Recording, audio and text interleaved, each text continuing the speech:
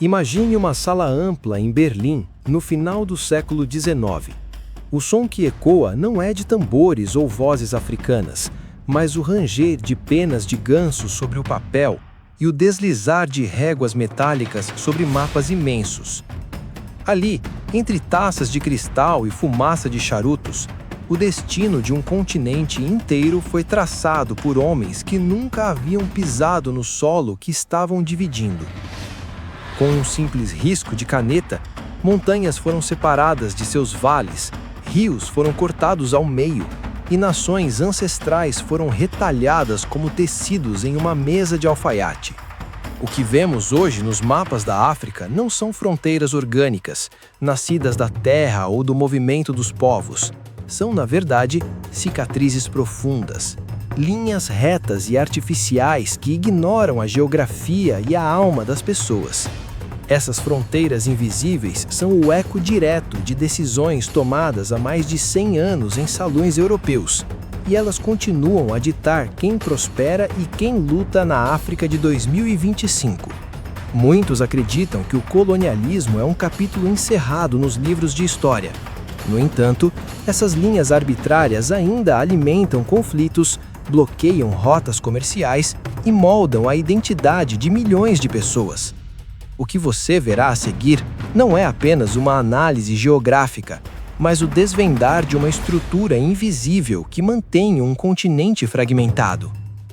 Mas o que poucos imaginam é que o maior obstáculo para a unidade e a prosperidade da África moderna não está no seu solo ou na sua gente, mas nos fantasmas dessas linhas que persistem em definir o futuro. Venha entender as cicatrizes da África, fronteiras invisíveis que ainda dividem as nações.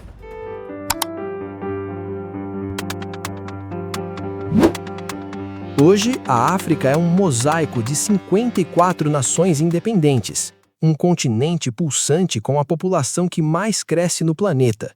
Mas, ao olhar de perto para a geopolítica atual, percebemos que a soberania de muitos desses países ainda é refém de uma herança cartográfica imposta. A relevância desse tema nunca foi tão urgente. Em um mundo globalizado, a fragmentação africana é um desafio que afeta a economia global, a segurança internacional e o desenvolvimento humano. Neste episódio, vamos mergulhar nas profundezas dessa geografia do erro. Vamos explorar como as decisões da Conferência de Berlim criaram países sem saída para o mar, desequilibraram economias e forçaram uniões impossíveis entre grupos historicamente distintos. Vamos entender como a infraestrutura do continente foi desenhada para servir ao exterior e não aos seus próprios habitantes. Prepare-se para ver a África sob uma luz completamente nova, uma jornada que vai além das manchetes de jornais para revelar as camadas ocultas de poder, resistência e a busca por uma nova identidade que finalmente apague as cicatrizes do passado. Começamos nossa exploração voltando ao momento exato em que a régua e o compasso se tornaram armas de conquista. A partilha do deserto e da selva. Tudo começou entre 1884 e 1885, em um inverno rigoroso na Europa. Enquanto a neve caía lá fora, 14 potências globais, lideradas pelo astuto chanceler alemão Otto von Bismarck, reuniram-se em Berlim para ditar o destino de um mundo que eles mal conheciam. O objetivo era pragmático e frio: evitar guerras entre europeus pela posse das riquezas africanas. O resultado deste encontro foi o Ato Geral, um documento que institucionalizou a partilha do continente. O detalhe mais gritante é que não havia um único líder, representante ou pensador africano naquela mesa. Naquele momento, a África foi reduzida a um imenso tabuleiro de papel, um reservatório silencioso de borracha, ovo, marfim e, tragicamente, braços para o trabalho forçado. As fronteiras não foram traçadas seguindo os rios onde as pessoas bebiam água ou as montanhas que protegiam aldeias. Elas foram desenhadas com réguas e esquadros seguindo coordenadas abstratas de latitude e longitude. criando o que os historiadores chamam de fronteiras geométricas. Imagine um mapa onde as linhas são perfeitamente retas, ignorando se aquela linha cortava uma floresta sagrada ao meio ou se isolava uma comunidade de sua única fonte de alimento. Um exemplo quase surreal dessa arrogância cartográfica é o território da Namíbia, onde existe a faixa de Caprivi. Trata-se de um corredor de terra estreito e bizarro, com cerca de 450 quilômetros de extensão, que foi adicionado apenas para que o Império Alemão pudesse ter acesso ao rio Zambeze. Os diplomatas queriam uma rota para o Oceano Índico, mas esqueceram de um detalhe geográfico: as Cataratas de Vitória, que tornavam a navegação impossível. O problema real, porém, foi humano. Esse acesso ignorava completamente as dinâmicas locais, as rotas de pastoreio e as migrações que existiam há milênios. A sensação de tocar esses mapas antigos é de sentir o frio de uma decisão puramente técnica sobre uma realidade vibrante e pulsante. Imagine comunidades que falavam a mesma língua, compartilhavam os mesmos rituais e casavam-se entre si há séculos, acordando um dia e descobrindo que, por decreto, agora pertenciam a impérios diferentes, com leis e línguas oficiais distintas. O solo sob seus pés não mudou, mas o destino de seus filhos havia sido bifurcado por uma linha invisível na areia, traçada por alguém que jamais veria o brilho do sol no Saara. Mas se o desenho inicial foi um erro geográfico nascido da ignorância, as consequências econômicas foram um desastre logístico planejado, cujos efeitos sufocam o continente até hoje. O sufocamento das nações e a logística colonial.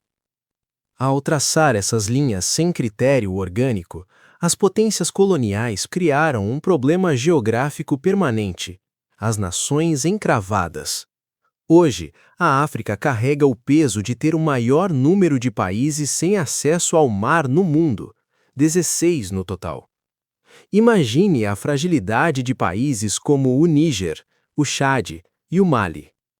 Para essas nações, o oceano é um conceito distante e caro.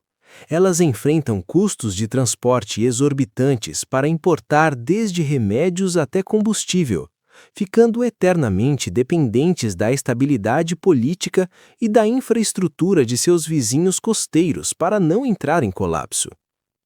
A própria infraestrutura física do continente foi desenhada não para integrar, mas para drenar. Se você observar o mapa ferroviário da época colonial, verá um padrão revelador. As linhas raramente conectavam cidades africanas entre si para promover o comércio interno. Elas eram quase sempre cicatrizes retas conectando minas de cobre ou plantações de cacau diretamente aos portos de escoamento. Era um sistema de veias projetado para levar a riqueza para fora, nunca para fazê-la circular por dentro. O objetivo nunca foi a integração regional, era a exportação eficiente para a metrópole. Esse legado é tão forte que, em pleno século XXI, ainda é muitas vezes mais fácil, rápido e barato para um país da África Ocidental negociar mercadorias com a França ou com Portugal do que com seu vizinho de fronteira imediato. A logística herdada é uma barreira invisível que desencoraja o crescimento mútuo e mantém o continente em um estado de dependência externa. Essa falta de integração cria um cenário onde o comércio intracontinental representa apenas uma pequena fração de seu potencial real. Vemos rodovias modernas que terminam abruptamente em fronteiras burocráticas e sistemas elétricos nacionais que não se comunicam, apesar de estarem a poucos quilômetros de distância. São os vestígios físicos de uma mentalidade que nunca permitiu que a África fosse autossuficiente. A economia dessas nações foi aprisionada em células isoladas, impedindo que o continente funcionasse como um organismo único, forte e coordenado. No entanto, as cicatrizes mais dolorosas não são feitas de trilhos de ferro enferrujados ou asfalto quebrado.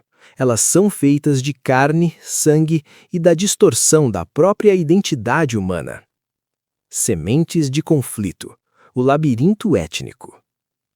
O crime mais silencioso e devastador da partilha foi a desconsideração total e absoluta pelas fronteiras étnicas e culturais que já existiam. Em Berlim, a régua europeia ignorou o fato de que a África era, e é, um labirinto de diversidade.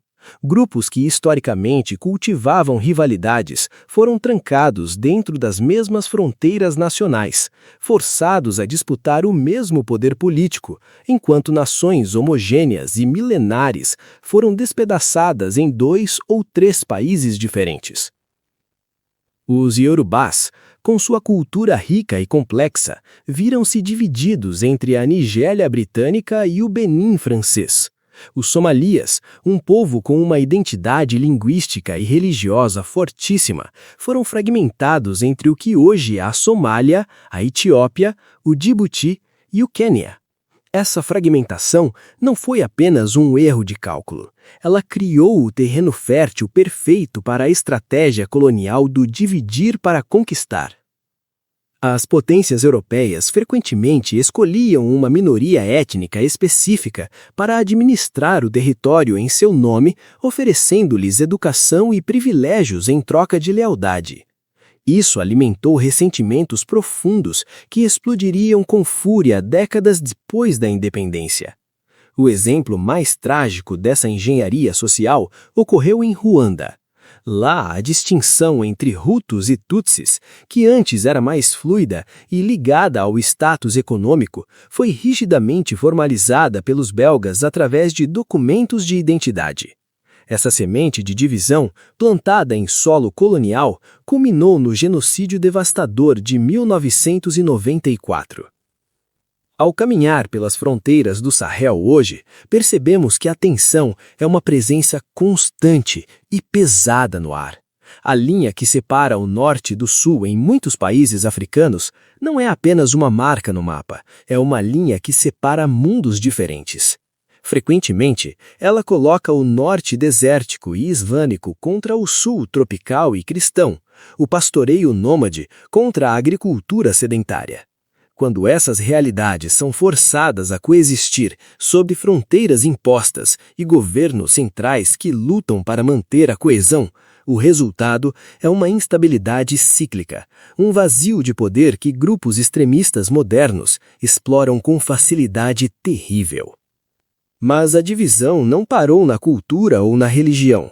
Ela se infiltrou na própria estrutura de como o continente se apresenta e se comunica com o resto do mundo no grande palco da política.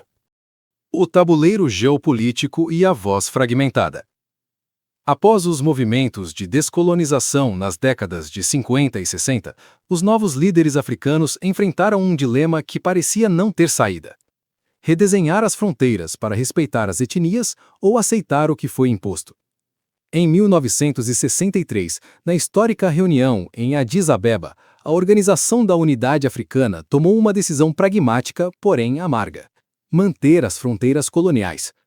O medo era que, se começassem a mexer nas linhas, uma guerra continental generalizada e interminável seria inevitável. No entanto, essa estabilidade teve um preço alto. Ela selou o destino da África como um conjunto de estados muitas vezes pequenos, economicamente inviáveis e vulneráveis em um jogo de gigantes globais. Essa fragmentação enfraquece drasticamente a voz da África no cenário internacional. Enquanto blocos como a União Europeia ou países continentais como a China e os Estados Unidos negociam com um peso esmagador, as nações africanas são frequentemente colocadas em uma posição onde precisam competir entre si por migalhas de investimentos externos. Essa desunião permite que potências estrangeiras continuem a exercer uma influência neocolonial sofisticada. Elas utilizam as divisões históricas para garantir acesso privilegiado a recursos estratégicos que o mundo moderno cobiça, como o cobalto para baterias, o lítio e o petróleo.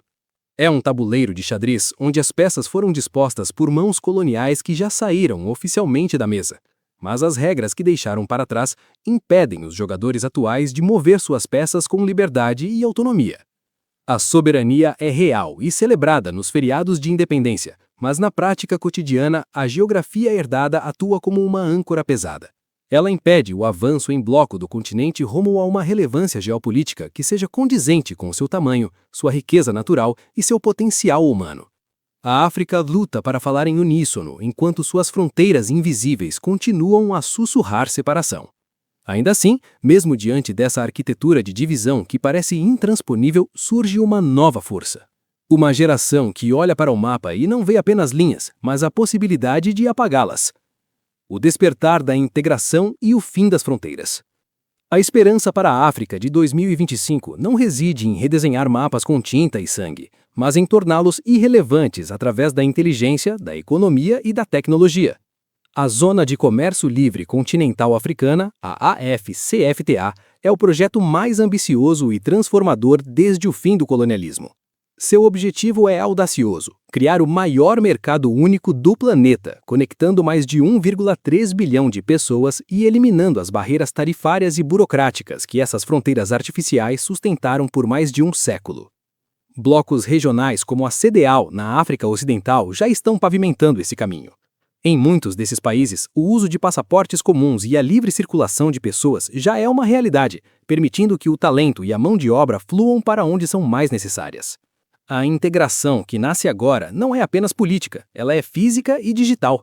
Estamos vendo o nascimento de grandes rodovias transafricanas que cortam o deserto e a selva, e cabos de fibra ótica submarinos que finalmente conectam as capitais africanas umas às outras sem precisar passar por servidores na Europa.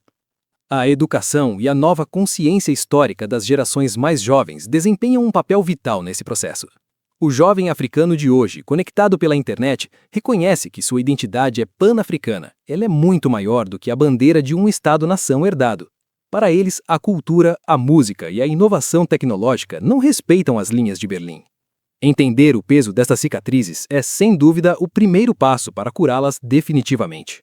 A África está aprendendo que, embora as linhas tenham sido desenhadas por mãos estrangeiras em salas esfumaças há mais de um século, o futuro do mapa será escrito em solo africano, com as mãos de seu próprio povo.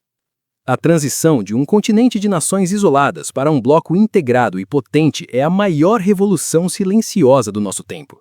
O grande desafio agora é transformar esses muros invisíveis em pontes reais e sólidas, garantindo que a riqueza que brota do solo finalmente pertença, de fato e de direito, àqueles que caminham sobre ele com dignidade. Nossa jornada pelas cicatrizes da África nos mostra que a história não é apenas algo que aconteceu, é algo que ainda está acontecendo, impresso em cada posto de fronteira e em cada rota comercial do continente. Debaixo do sol imenso deste continente, o passado continua a sussurrar suas lições, lembrando-nos de que para construir um futuro verdadeiramente unido, é preciso primeiro ter a coragem de enxergar as linhas invisíveis que ainda tentam nos separar. Afinal, por trás de cada mapa, há uma alma que se recusa a ser dividida.